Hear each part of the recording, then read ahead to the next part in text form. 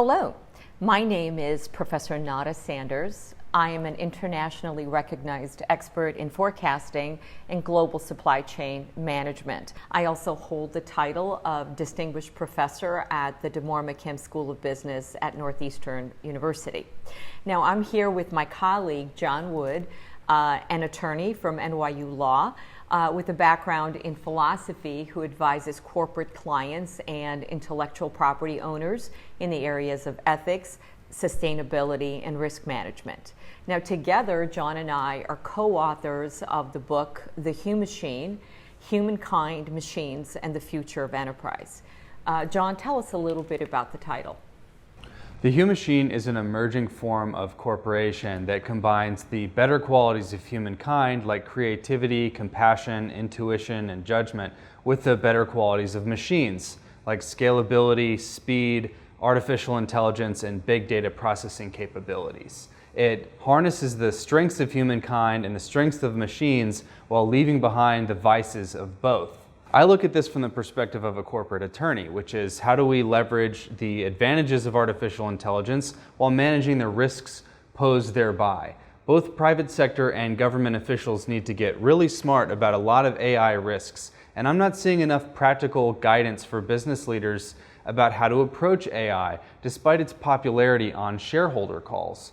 Furthermore, all levels of the organization need to know what's coming in order to prepare. That's because the implications of AI are staggering, awesome, and honestly a little terrifying. This book should be a wake-up call to business leaders to begin a process of adaptation to this new evolutionary pressure.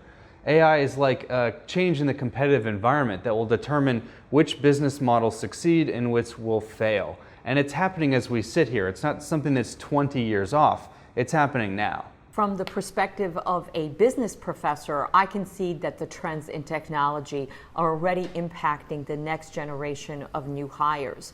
I can also see that the models that we have taught in the past are quickly becoming obsolete. From my discussions with corporate executives, I can also see that most of them are just sitting around waiting to see what competitors are going to do and decide which technologies to adopt next. This wait and see approach is bound to fail. For this book, we set out to provide a much needed guide for executives in terms of how to manage this tectonic shift. We also provide a guide to everyone in the workforce. Our research involved extensive interviews with C-suite executives and technology officers. It also provided extensive research on the front lines of artificial intelligence, data science, philosophy of mind, business strategy, and the law. We weave all these threads together in a clear and straightforward roadmap for how organizational leaders can begin to move towards superhuman enterprise management in order to harness really the power of AI and get the best out of their human resources. The bottom line is that enterprises are going to need to evolve or they're going to perish. Everyone is going to have to take a hard look at how they're using technology and their people, because most of the models that weren't conceived of in the last 5 years are just different versions of Blockbuster and Macy's. And at the same time, as companies undertake digital transformation and embrace AI, they're going to have to be particularly mindful not to lose the human touch. In fact, as counterintuitive as it may seem, the best way to take advantage of emerging AI technology is to invest more in human resources. We call it bot sourcing when a company delegates a previously human task to a machine.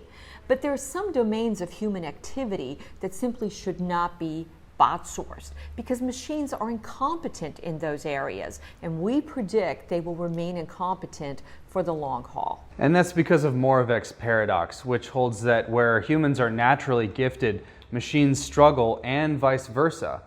It's not something to be solved or bypassed. Moravec's paradox is just a stubborn fact about the world. So instead, we should leverage Moravec's paradox. Stop trying to make humans into robots. stop trying to build robots that behave just like humans. We should simply embrace our differences like yin and yang. In fact, in our book, we recommend following Kasparov's law to really harness the power of Moravec's paradox. Now, Kasparov's law is very interesting. It holds that a weak human plus a machine plus a better process is superior to a strong computer. And more remarkably, it is superior to a strong human plus a machine plus an inferior process. The proof behind Kasparov's law is actually this really interesting ultimate chess tournament that Kasparov staged in the wake of being defeated by Deep Blue. He was seeking to discover what is the ultimate form of chess mastery. So he staged a tournament with relaxed rules of entry where humans could form human-machine teams and have multiple people on a team. And one of the entrants were these two amateurs who were virtual unknowns in the competitive chess world. And they had a proprietary AI program that they had written fed on historical data of both of them in tournaments so that it could determine who was better depending on what the positions were on the board. And they could also conduct a deep analysis of their opponent's moves. And what happened was these two amateurs, using this decision support software, ended up defeating grandmaster chess champions as well as high-performance computers that were just chess-playing engines. And Kasparov said that their victory was a triumph of process, and that really proved Kasparov's law. And the key for enterprise is how do you use AI with ordinary humans to create extraordinary results? So it's humans with machines, not humans replaced by machines. In fact, the former CEO of General Electric, Jeff Immelt, said the notion that robots are going to be running our factories without human supervision is BS. Yeah, and in fact, the former CEO of Google, Eric Schmidt, said a very similar thing. He put it nicely when he said, I keep getting asked what happens to jobs in the era of automation. He said, I think there will be more jobs, not fewer. Your future is you with a computer, not you replaced by a computer. So we think humans working alongside robots is more likely than humans displaced by robots. And that's actually a good thing, because the way to create superintelligence is by following Kasparov's law and combining humans and machines with the right process. Okay, so you're the philosopher and you just used a technical term. Why don't you define superintelligence for us? Superintelligence is like the holy grail of artificial intelligence research. This is a concept coined by Professor Bostrom that describes a form of intelligence that vastly outstrips human intelligence across all relevant domains. Faster, scalable, error-free, and capable of not just analytics, but also synthesis and creativity. Bostrom thinks that creating superintelligence is the greatest challenge facing humanity. And whether we succeed or fail will be the last challenge that we ever face, because everything is at stake here. Bostrom also warns us that in the course of creating a superintelligence, we need to be wary of the control problem, which is where we create an AI so powerful that it could destroy us. And we take that risk seriously. Nonetheless, there are 4 different pathways to creating superintelligence. We think one of them is most promising, and that's the path that we follow in our book. Generally speaking, there are 4 pathways to superintelligence, according to Bostrom. First, there is the slow, risky, and uncertain path of biological enhancement, or for really a lack of a better term, it's selective breeding of humanity. Now, we strongly oppose this on ethical grounds, and generally speaking, we're very skeptical of any large-scale eugenics project. Second, there is what's called whole brain emulation, which basically takes the brain of a deceased genius, turns it into glass, scans it, and then tries to replicate it onto a supercomputer so that the software is a functional replica of the genius's brain. Now, this one is interesting, but the technological capabilities are really way far out of reach for this one.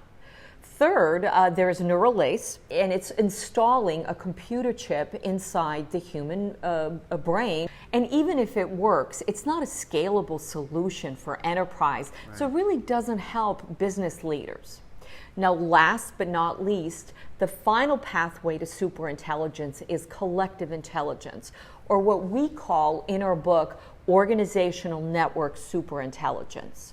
This is what could happen if we link human intellects with AI bots in a network saturated with big data and organized and led around the principles we set forth in our book. And this is where things get interesting and frankly a little controversial.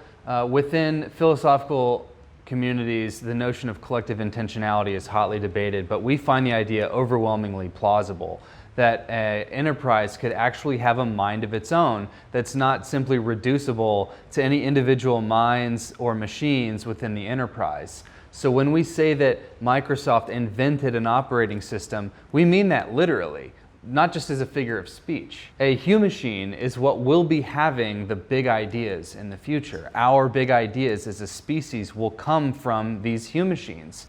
We really are living on the cusp of a tremendous shift in the competitive landscape of business.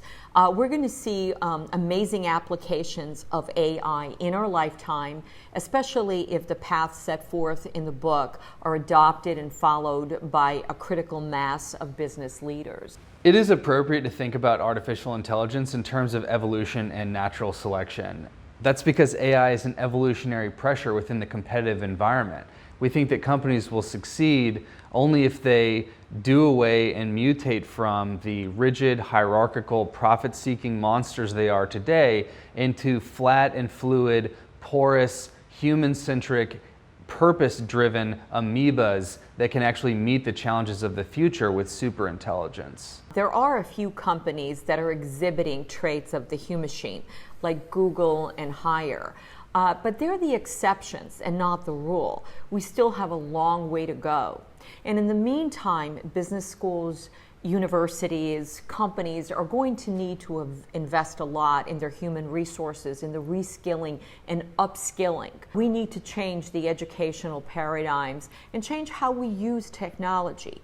The key here is that AI is not a plug-and-play solution. It is a coworker. And that's probably the biggest irony about all of this. With so many new shiny objects coming out of Silicon Valley for leaders to potentially invest in, they need to focus on good old-fashioned human talent and cultivating uniquely human skills. Future business leaders should be learning ethics and how to apply them, and emotional intelligence and how to read a room, at least as much as they are calculus and programming languages. We do hope that you've enjoyed this introduction to the Humachine from the authors. We're both available for guest lectures or keynotes. In the meantime, please look up thehumachinebook.com and look us up on LinkedIn and Twitter. Thank you for your time.